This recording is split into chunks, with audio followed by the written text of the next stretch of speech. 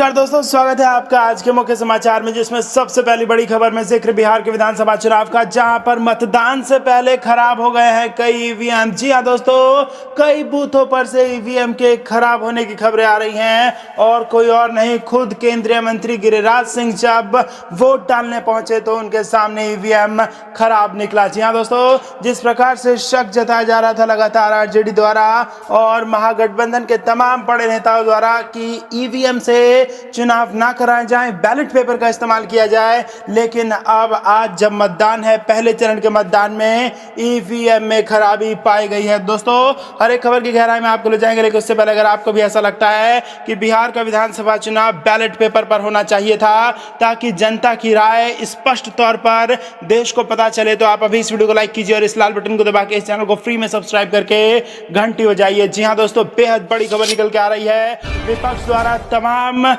कोशिशों के बाद जब मांग की गई कि यहां पर बैलेट पेपर से बिहार का चुनाव कराया जाए तो इसे नजरअंदाज किया गया, लेकिन आज जब बिहार में विधानसभा चुनाव के पहले चरण का मतदान था, तब वोटिंग शुरू होने से पहले कई सारी ईवीएम खराब पाई गई हैं, जिसके बाद कई बूथ ऐसे थे जहां पर देरी से वोटिंग शुरू हो सकी। ये बेहद बड़ी खबर निकल के आ रही है और खुद गिरिराज सिंह जो कि केंद्रीय मंत्री हैं, वो जब बूथ पर वोट डालने पहुंचे तो दोस्तों उनको भी ईवीएम खराब ही मिला। तो क्या ये संयोग है या फिर प्रयोग है? दोस्तों, कमेंट करके हमें जरूर बताइए कि लगातार इतने सारे ईवीएम का बहुत सारे बूथों पर खराब हो जाना संयोग है या फिर प्रयोग है, आप हमें जरूर बताइए। और क्या आप भी ऐसा चाहते हैं कि बैलेट पेपर से ही बिहार के विधानसभा चुनाव में मतदान होने चाहिए थे? तो आप कमेंट करके बताइए और वीडियो को लाइक जरूर कीजिएगा। दोस्तों, इसी के साथ आपको बता दें कि कोरोना काल में यह पहला राज्य था जहां पर चुनाव आयोग को इलेक्शन कराना था। विपक्ष बार बार इस बात को दोहरा रहा था कि इलेक्शन अभी ना कराया जाए, लेकिन उसके बावजूद भी चुनाव आयोग ने ठाना कि बिहार में इलेक्शन कराया जाएगा। और अब चुनाव आयोग की तैयारियों पर भी सवाल उठ सकते हैं, क्योंकि दोस्तों आपको बता दें, ईवीएम जो कि आपका और हमारा मत को कैद करेगा, हमारे वोट को कैद करके हमारे लिए सरकार चुनेगा, वो कई जगहों पर ईवीएम में खराबी पाई गई है। दोस्तों, ये बेहद बड़ी खबर है, इस पर आप हमें अपनी राय जरूर बताइए। रुक करते हैं अगली बड़ी खबर की तरफ। गया में कमल निशान वाला मास्क पहन वोट डालने पहुंचे मंत्री प्रेम कुमार, दर्ज होगी एफआईआर। जी हां दोस्तों, भारतीय जनता पार्टी के नेता और नीतीश सरकार में मंत्री डॉक्टर प्रेम कुमार के गया में पोलिंग बूथ पर कमल निशान वाला मास्क पहनकर पहुंचने को लेकर विवाद हो गया है। आचार संहिता के उल्लंघन का आरोप पर निर्वाचन विभाग ने गया के डीएम को उनके खिलाफ मुकदमा दर्ज करने का आदेश दिया है। 7 बार विधायक बनने का रिकॉर्ड बना चुके डॉक्टर प्रेम कुमार गया टाउन सीट से इस बार भी बीजेपी के उम्मीदवार हैं। वोट डालने के लिए साइकिल से बूथ पहुंचे प्रेम कुमार ने कहा कि वह पर्यावरण संरक्षण को लेकर सचेत हैं, चाहते हैं कि लोग वाहनों का कम से कम प्रयोग करें ताकि प्रदूषण कम से कम हो। उन्होंने कहा, यही संदेश देने के लिए मैं साइकिल पर मतदान करने जा रहा हूं। प्रेम कुमार ने कहा कि चुनाव लोकतंत्र का सबसे बड़ा त्योहार है, हर मतदाता को अपने इस मताधिकार का प्रयोग करना चाहिए। वह पूरे परिवार के साथ वोट डालने आए हैं। इसी तरह सबसे अपील कर रहे हैं कि हर कोई मतदाता बन चुके परिवार के एक एक सदस्य के साथ बूथ पर जाकर अपने मताधिकार का इस्तेमाल करें। कई जगह वोट का बहिष्कार। प्राप्त जानकारी के अनुसार धनरुआ प्रखंड गलहा गांव में बूथ संख्या 214 पर रोड नहीं तो वोट के नारे के साथ मतदान का बहिष्कार कर दिया। वहीं मसौड़ी विधानसभा के थलपुरा गांव के 750 वोटरों ने बूथ संख्या 110 पर सड़क और पुल की मांग पूरी नहीं होने पर मतदान का बहिष्कार कर दिया। इसके अलावा पालीगंज प्रखंड अंतर्गत मेरा पतौना पंचायत के बहेरिया निरखपुर गांव बूथ संख्या 236 पर भी लोगों ने रोड नहीं तो वोट नहीं के नारे के मतदान नहीं करने का फैसला लिया।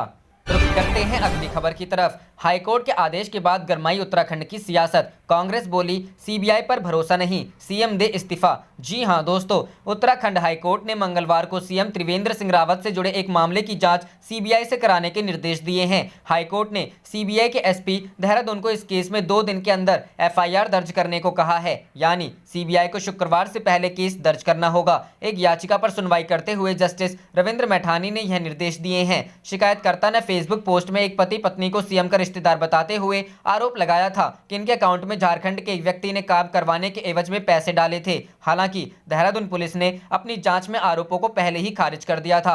मामला हाईकोर्ट के आदेश से जुड़ा है जिस पर सीबीआई को कार्रवाई करनी है। ऐसे में सरकार इस मामले में गुरुवार को सुप्रीम कोर्ट जाने की तैयारी में है। हाईकोर्ट के आदेश के बाद उत्तराखंड की सियासत गर्मा गई है। कांग्रेस का कहना है कि उन्हें सीबीआई जांच पर भरोसा नहीं है क्योंकि राज्य और केंद्र में बीजेपी की सरकार है। पार्टी महासचिव सूर्यकांत धस्माना ने कहा कि यह मामला भ्रष्टाचार से जुड़ा है और इसलिए हाईकोर्ट के आदेश को देखते हुए मुख्यमंत्री को पद से इस्तीफा दे देना चाहिए। कांग्रेस का कहना है कि सरकार ने 2017 में 100 दिन में लोकायुक्त की बात कही थी, लेकिन आज तक लोकायुक्त का गठन नहीं हो सका। जीरो टॉलरेंस सरकार पर करप्शन के गंभीर आरोप लग रहे हैं।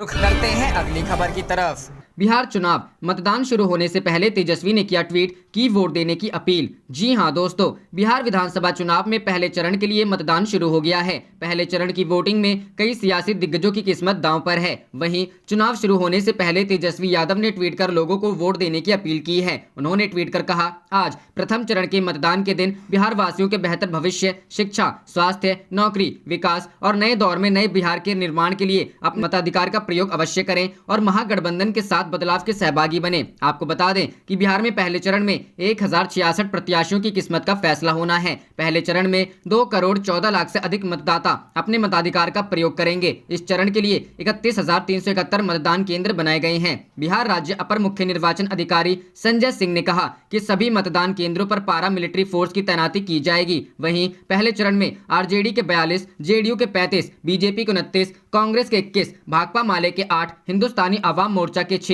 और विकासशील इंसान पार्टी के 1 प्रत्याशी चुनावी मैदान में हैं। इसके अलावा एलजेपी के भी 42 प्रत्याशियों का फैसला इस चरण के मतदान में तय होना है। इस चुनावी दंगल में एनडीए और महागठबंधन में सीधी टक्कर है। एनडीए में बीजेपी, जेडीयू, हिंदुस्तानी आवाम मोर्चा, विकासशील इंसान पार्टी शामिल है, जबकि महागठबंधन में आरजेडी, कांग्रेस और वाम दलों का संगठन शामिल है। वहीं केंद्र में एनडीए की सहयोगी लोक जनशक्ति पार्टी बिहार में अलग होकर चुनाव मैदान में है।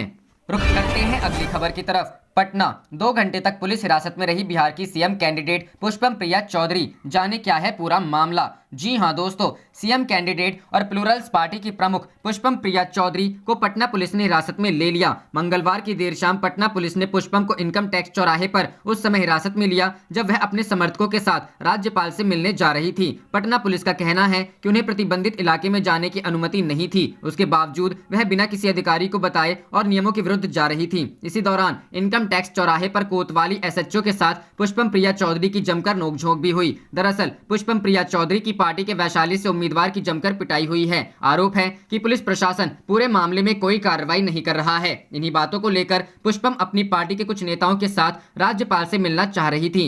वह राज्यपाल से अनुरोध करना चाह रही थी कि बिहार में राष्ट्रपति शासन लगाकर चुनाव कराया जाए। पुलिस के मुताबिक चुनाव की वजह से यह इलाका प्रतिबंधित जोन में है। ऐसे में बिना इजाजत के प्रतिबंधित इलाके में किसी का प्रवेश वर्जित है। पुष्पम प्रिया ने इसका उल्लंघन किया, इसीलिए पुलिस ने तत्काल उनको हिरासत में ले लिया। करते हैं अगली खबर की तरफ। अब बात नीतीश को बिहार से गायब कर देगी भाजपा, सुरजेवाला। जी हां दोस्तों, बिहार विधानसभा चुनाव से जुड़े भाजपा के विज्ञापनों एवं पोस्टरों में मुख्यमंत्री नीतीश कुमार की तस्वीर नहीं होने को लेकर कांग्रेस के वरिष्ठ नेता रणदीप सुरजेवाला ने मंगलवार को दावा किया कि भाजपा ने नीतीश को अभी पोस्टर से गायब किया है, लेकिन 10 नवंबर को बिहार से ही गायब कर देगी। उन्होंने यह आरोप भी लगाया कि नीतीश कुमार के खिलाफ लोजपा प्रमुख चिराग पासवान की बयानबाजी के पीछे भाजपा है। बिहार से संबंधित कांग्रेस की चुनाव प्रबंधन समिति के प्रमुख सुरजेवाला ने पीटीआई भाषा से बातचीत में दावा किया, 7 नवंबर को मतदान खत्म होने के बाद भाजपा जेडीयू को कूड़ेदान में डाल देगी। ये लोग नीतीश बाबू को दूध में से मक्खी की तरह निकालकर फेंक देंगे। इसीलिए लोक जनशक्ति पार्टी को जेडीयू की सारी सीटों पर खड़ा किया है और भाजपा के 50 उम्मीदवार लोजपा के चुनाव चिन्ह पर जेडीयू के खिलाफ लड़ रहे हैं। नीतीश कुमार की तस्वीरें भाजपा के पोस्टरों में नहीं होने का हवाला देते हुए कांग्रेस महासचिव ने कहा, नीतीश कुमार अभी पोस्टर से गायब हुए हैं, लेकिन भाजपा 10 नवंबर को उन्हें बिहार से गायब कर देगी। यही भाजपाई षड्यंत्र है। सुरजेवाला ने दावा किया, बिहार चुनाव में भाजपा 3 गठबंधन में चुनाव लड़ रही है। एक गठबंधन जेडीयू के साथ है जो दिख रहा है, दूसरा गठबंधन लोजपा के साथ है और तीसरा गठबंधन असदुद्दीन ओवैसी के साथ है। उन्होंने कहा कि राजद, कांग्रेस और वाम दलों का गठबंधन वैचारिक रूप से मजबूत है और ऐसे में जनता इसे एकमात्र विकल्प के तौर पर देख रही है। गौरतलब है कि बिहार विधानसभा चुनाव में राजद और वाम दलों के साथ तालमेल करके मैदान में उतरी कांग्रेस 70 सीटों पर चुनाव लड़ रही है। राजद 144 244 और वामदल 29 सीटों पर चुनाव लड़ रहे हैं। विधानसभा की 243 सीटों के लिए 3 चरणों में 28 अक्टूबर, 3 नवंबर और 7 नवंबर को मतदान होगा और मतगणना 10 नवंबर को होगी। रुख करते हैं अगली खबर की तरफ। मुंगेर में पुलिस बर्बरता पर बिफरे चिराग पासवान, कहा एसपी को जेल भेजे सरकार, तालिबानी राज चला रहे हैं नीतीश। जी हां दोस्तों, मुंगेर में मूर्ति विसर्जन करने जा रहे श्रद्धालुओं पर पुलिस बर्बरता पर लोक जनशक्ति पार्टी के अध्यक्ष चिराग पासवान बिफर गए हैं। चिराग पासवान ने तत्काल मुंगेर की एसपी के खिलाफ हत्या का मुकदमा दर्ज कर उन्हें तत्काल सस्पेंड करने चाहिए। चिराग पासवान ने ट्वीट किया है, मुंगेर पुलिस के ऊपर 302 का मुकदमा दर्ज होना चाहिए। श्रद्धालुओं को गोली मारना नीतीश के तालिबानी शासन को दिखाता है। स्थानीय एसपी को तत्काल सस्पेंड कर 302 के तहत एफआईआर दर्ज करवाएं नीतीश कुमार जी। मृतक के परिवार को 50 लाख रुपए और एक सरकारी नौकरी दे सरकार। आप देख रहे थे आपका अपना चैनल जय हिंद जय भारत।